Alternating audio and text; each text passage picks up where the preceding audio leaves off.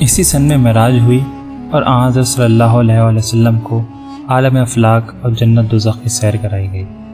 معراج ہی میں نماز پنجگانہ فرض ہوئی۔ قید تنہائی سے نکلنے کے چند دنوں بعد آن حضرت صلی اللہ علیہ وآلہ وسلم کے چہیتے اور ظاہری پشت پناہ ابو طالب کا انتقال ہو گیا۔ اس کے تھوڑے ہی دنوں بعد آپ صلی اللہ علیہ وآلہ وسلم کی رفیقہ حیات حضرت خدیجہ رضی اللہ تعالیٰ عنہ نے بھی سفر آخرت کیا اور سال کے اندر اندر آپ صلی اللہ علیہ وآلہ وسلم کے 2 محسن اٹھ گئے۔ ابو طالب کی حمایت اور حضرت خدیجہ رضی اللہ تعالیٰ عنہ کی مالی وجاہت رسول اللہ صلی اللہ علیہ وسلم کے 2 بڑے ظاہری سہارے تھے۔ ان کے بعد قریش کو کسی کا پاس و لحاظ باقی نہ رہ گیا اور ان کو نہایت آزادی کے ساتھ اپنے دل کی بھڑاس نکالنے کا موقع ملا۔ چنانچہ انہوں نے نہایت بے باکی کے ساتھ آپ صلی اللہ علیہ وآلہ وسلم کو ستانا شروع کر دیا۔ اگرچہ یہ ستم کشی کوئی نئی شے نہ تھی، حضرت صلی اللہ علیہ وآلہ وسلم عرصے سے اسے برداشت کرتے چلے آ رہے تھے اور اس راہ کے ہر کانٹے کو پھول سمجھتے تھے، لیکن اہل مکہ کی متمردانہ روش سے آپ صلی اللہ علیہ وآلہ وسلم کو ان کے قبول حق کی امید باقی نہ تھی۔ اس لیے دوسرے بندگان اللہ کے کانوں میں توحید کی آواز پہنچانے کے لیے طائف تشریف لے گئے اور یہاں کے رؤسا کے سامنے اسلام پیش کیا، لیکن یہاں بھی وہی جواب ملا اور وہی تمرد و سرکشی نظر آئی جس کا مشاہدہ مکے میں ہو چکا تھا۔ بلکہ مکے والے پھر بھی اپنے تھے، سب کو نہ صحیح بازوں کو آپ صلی اللہ علیہ وآلہ وسلم کا پاس و لحاظ تھا۔ طائف والے بالکل بیگانہ تھے، اس لیے انہوں نے اہل مکہ سے بھی زیادہ گستاخانہ سلوک کیا۔ اوباشوں کو آپ کے پیچھے لگا دیا جو تالیاں بجا کر آپ صلی اللہ علیہ وآلہ وسلم کا تمسخر اڑاتے تھے اور آپ صلی اللہ علیہ وآلہ وسلم پر پتھر برسا کر لہو لہان کر دیا۔ اس لیے آپ صلی اللہ علیہ وآلہ وسلم یہاں سے بھی مایوس ہو کر پھر مکہ لوٹے۔ اس مرتبہ مطعم بن عدی نے آپ صلی اللہ علیہ وآلہ وسلم کو اپنی حمایت میں لے لیا اور حرم میں جا کر اعلان کیا کہ میں نے محمد صلی اللہ علیہ وآلہ وسلم کو اپنی ایمان میں لے لیا ہے، اب کوئی انہیں ستانے کا ارادہ نہ کرے۔ مطعم بن عدی کے ایمان میں آنے کے بعد آپ صلی اللہ علیہ وآلہ وسلم نے اور زیادہ وسعت کے ساتھ اپنا فرض ادا کرنا شروع کر دیا۔ عام مجموع میں عکاظ اور ذی المجاز کے بازاروں میں حج کے موقع پر بنی عامر، بنی فزارہ، حسان، مرہ حنیفہ، سلیم، عبس، بنو نظر، کندہ، کلب، عذرہ، ہزار، مہا وغیرہ قبائل کا دورہ کر کے لوگوں کو پیغام حق سنایا۔ دشمن ابو لہب ہر جگہ ساتھ ساتھ جاتا تھا اور کہتا تھا یہ دین سے پھر گیا ہے، جھوٹ کہتا ہے، ان کی باتیں نہ سنو۔ ان حالات میں اللہ نے قبیلہ اوس و خزرج کے بعض اشخاص کو اسلام کی توفیق عطا فرمائی۔ اس سے اسلام کی تاریخ کا ایک نیا دور شروع ہوا۔ اوس و خزرج قحطانی نسل کے 2 مشہور مدنی قبیلے تھے۔ اگرچہ یہ بھی مشرکین مکہ کی طرح بت پرست تھے، لیکن یہودیوں کی ہمسائیگی کی وجہ سے مذہبی کتابوں سے بھی واقفیت رکھتے تھے۔ ان پر یہودیوں کا بڑا اثر و اقتدار تھا، لیکن ظہور اسلام سے کچھ پہلے ان کو بڑی حد تک اس سے آزادی حاصل ہو گئی تھی۔ مدینہ اور اس کے جوار میں ان کے بہت سے قلعے تھے۔ یہ بھی حج کے لیے مکہ آیا کرتے تھے۔ موسم حج میں تبلیغ کے سلسلے میں حضرت صلی اللہ علیہ وآلہ وسلم نے اور قبائل عرب کے ساتھ قبیلہ خزرج کے چند آدمیوں کے سامنے بھی جو مکہ آئے ہوئے تھے اسلام پیش کیا۔ انہوں نے جن کی تعداد 6 تھی اسلام قبول کر لیا۔ اس کے دوسرے سال 12 آدمی اس شرف سے مشرف ہوئے۔ حضرت صلی اللہ علیہ وآلہ وسلم نے ان کی درخواست پر مصعب بن عمیر رضی اللہ تعالیٰ عنہ کو انہیں احکام سکھانے کے لیے ان کے ساتھ کر دیا۔ مصعب رضی اللہ تعالیٰ عنہ مدینہ کے رئیس اسد بن زرارہ رضی اللہ تعالیٰ عنہ کے یہاں مقیم ہوئے۔ مدینہ آنے کے بعد انہوں نے گھر گھر پھر کر اسلام کی دعوت شروع کر دی۔ ان کی کوششوں سے چند دنوں میں مدینہ میں اچھا خاصا اسلام پھیل گیا۔ اس سلسلے میں قبیلہ اوس کے سردار سعد بن معاذ رضی اللہ تعالیٰ عنہ بھی مسلمان ہوئے۔ ان کا اسلام گویا پورے قبیلے کا اسلام تھا۔ دوسرے سال حج کے موقع پر 72 اہل مدینہ نے حضرت صلی اللہ علیہ وآلہ وسلم کے دست حق پر بیعت کی۔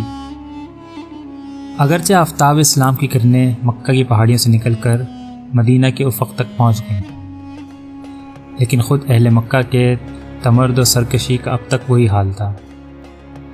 گو یہاں بھی ایک معتدبہ جماعت اسلام لا چکی تھی، لیکن رؤسا جو اسلام کی راہ کا سنگ گراں تھے اب تک ضلالت پہ قائم تھے، بلکہ اسلام کی ترقی کے ساتھ ساتھ ان کا جنون اور زیادہ تیز ہوتا جاتا تھا، اور غریب مسلمانوں پر انہوں نے مکہ کی زمین تنگ کر رکھی تھی۔ حضرت صلی اللہ علیہ وآلہ وسلم کا فرض صرف چند انسانوں کو راہ راست دکھا دینے پر ختم نہ ہو جاتا تھا، بلکہ سارے عالم کو اللہ واحد کے سامنے جھکانا اور خانہ کعبہ کے جو دنیا میں سب سے پہلا گھر اللہ کا تھا، بتوں کی آلائش سے پاک کرنا تھا، اور یہ اہم فرض مکہ میں رہ کر پورا ہونا ممکن نہ تھا۔ آپ کی بعثت کو اب 13 سال ہو چکے تھے۔ اس 13 سال کی جاں کا محنت اور طرح طرح کی اذیتوں کو برداشت کرنے کے بعد بھی بہت کم اہل مکہ مسلمان ہوئے تھے، اس لیے اللہ کے دین کو زیادہ آزادی اور وسعت کے ساتھ پھیلانے کے لیے کسی پرامن مقام کی ضرورت تھی۔ اوس و خزرج کے قبول اسلام سے مدینہ میں اسلام کی ایک پشت پناہ جماعت پیدا ہو چکی تھی، جو اپنا تن من دھن سب اسلام پر نثار کرنے کو تیار تھی۔ اس لیے آپ صلی اللہ علیہ وآلہ وسلم نے اسلام کا تبلیغی مرکز مکہ سے مدینہ منتقل کر دینے کا عزم فرمایا۔ انصار کے لیے اس سے زیادہ سعادت اور کیا ہو سکتی تھی؟ وہ آنکھیں فرشراہ کرنے کے لیے تیار ہو گئے۔ حضرت صلی اللہ علیہ وآلہ وسلم کے چچا حضرت عباس رضی اللہ تعالیٰ عنہ نے، جو اگرچہ ابھی تک اسلام نہیں لائے تھے لیکن ان میں خون کی محبت موجود تھی، ان 72 انصاریوں سے جنہوں نے حال میں اسلام قبول کیا تھا، فرمایا کہ گروہ خزرج محمد صلی اللہ علیہ وآلہ وسلم اپنے خاندان میں معزز و محترم ہیں، ہم ان کے دشمن کے مقابلے میں سینہ سپر رہے، اب وہ تمہارے یہاں جانا چاہتے ہیں، اگر تم لوگ مرتے دم تک ان کا ساتھ دینے کا وعدہ کرتے ہو تو بہتر ہے، ورنہ ابھی صاف جواب دے دو۔ حضرت صلی اللہ علیہ وآلہ وسلم نے فرمایا، تم لوگ اس پر بیعت کرو کہ اپنے اہل و عیال کی طرح میری حفاظت کرو گے۔ یہ سن کر برا بن معرور انصاری رضی اللہ تعالیٰ عنہ نے بیعت کے لیے ہاتھ بڑھایا۔ آپ صلی اللہ علیہ وآلہ وسلم نے ان سے بیعت لی۔ برا رضی اللہ تعالیٰ عنہ نے عرض کیا، یا رسول اللہ صلی اللہ علیہ وآلہ وسلم، ہم نے پشت تا پشت سے جنگ و جدل میں پرورش پائی۔ ابھی انہوں نے اتنا ہی کہا تھا کہ ابو الحیثم انصاری بات کاٹ کر بولے، یا رسول اللہ، ہم میں اور یہود میں جو تعلقات ہیں بیعت کے بعد ٹوٹ جائیں گے۔ ایسا نہ ہو کہ جب آپ صلی اللہ علیہ وآلہ وسلم کو اقتدار حاصل ہو اس وقت آپ صلی اللہ علیہ وسلم ہم کو چھوڑ دیں اور اپنے وطن لوٹائیں۔ آپ صلی اللہ علیہ وآلہ وسلم نے مسکرا کر فرمایا، نہیں، تمہارا خون میرا خون ہے، تم میرے ہو اور میں تمہارا ہوں۔ اس گفتگو کے بعد حضرت صلی اللہ علیہ وآلہ وسلم نے جماعت انصار میں سے 12 نقیب مقرر فرما کر ان سے بیعت لی۔ اسد بن زرارہ رضی اللہ تعالیٰ عنہ نے کھڑے ہو کر اپنی جماعت سے کہا، بھائیو، خبر ہے کس چیز پر بیعت کر رہے ہو؟ یہ بیعت عرب و عجم اور جنس و انس کے ساتھ اعلان جنگ ہے۔ سب نے یک زبان ہو کر جواب دیا، ہاں، ہم اسی پر بیعت کرتے ہیں۔ مدینے میں جائے پناہ حاصل ہونے کے بعد حضرت صلی اللہ علیہ وآلہ وسلم نے صحابہ رضی اللہ عنہم کو ہجرت کی اجازت دے دی اور ہجرت کا سلسلہ شروع ہو گیا۔ قریش کو خبر ہوئی تو انہوں نے روک ٹوک شروع کر دی، لیکن رفتہ رفتہ اکثر صحابہ رضی اللہ تعالیٰ عنہم نکل گئے۔ صرف حضرت صلی اللہ علیہ وآلہ وسلم، حضرت ابوبکر صدیق رضی اللہ تعالیٰ عنہ اور حضرت علی رضی اللہ تعالیٰ عنہ اور وہ صحابہ کرام جو ناداری کی وجہ سے مدینہ تک جانے کی طاقت نہ رکھتے تھے، باقی رہ گئے۔ مدینہ پہنچ کر مسلمانوں کا امن و سکون نصیب ہوا اور ان کی تعداد نہایت تیزی کے ساتھ بڑھنے لگی۔ اس کا تدارک مشرکین مکہ کے بس سے باہر تھا۔ وہ سن کر پیچ و داب کھاتے تھے اور کچھ نہ کر سکتے تھے۔ حضرت صلی اللہ علیہ وآلہ وسلم ابھی تک مکہ ہی میں تشریف رکھتے تھے، اس لیے مشرکین نے اپنی ناکامی کے غصے میں نعوذ باللہ حضرت صلی اللہ علیہ وآلہ وسلم ہی کا قصہ چپکا دینے کا عزم کیا۔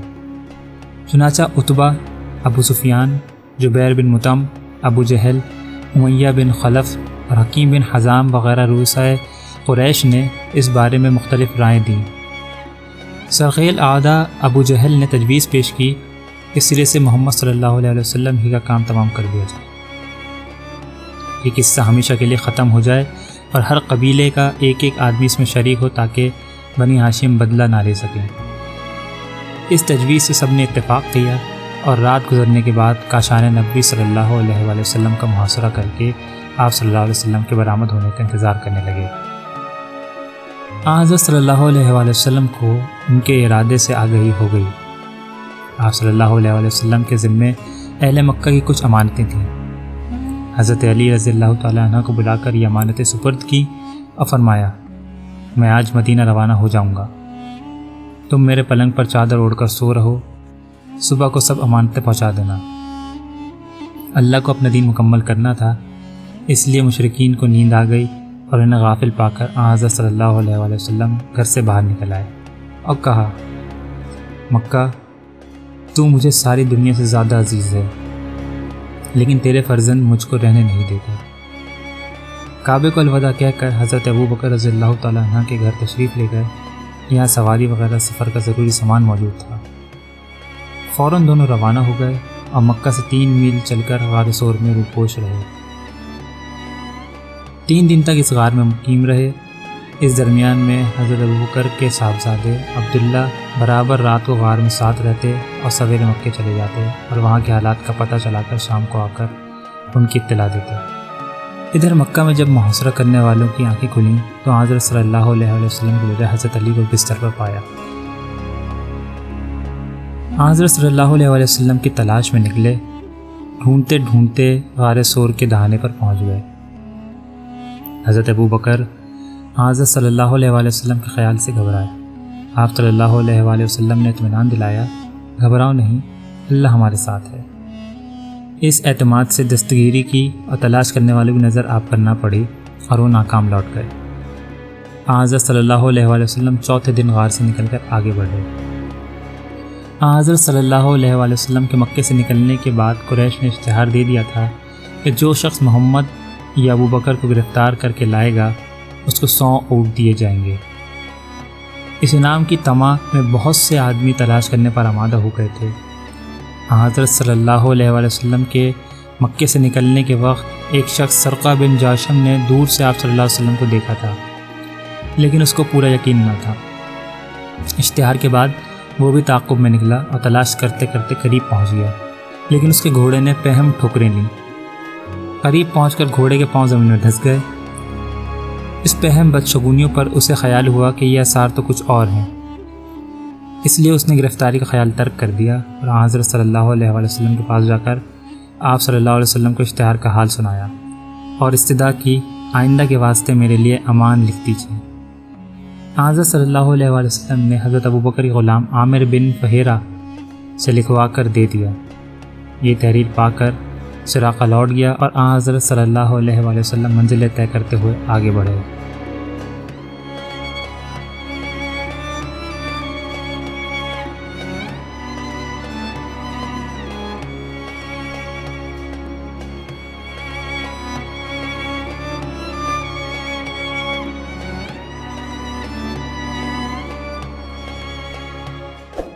اپنی رائے کمنٹس کے اندر ضرور دیجیے اور ویڈیوز کو لائک کرنا نہ بھولیں۔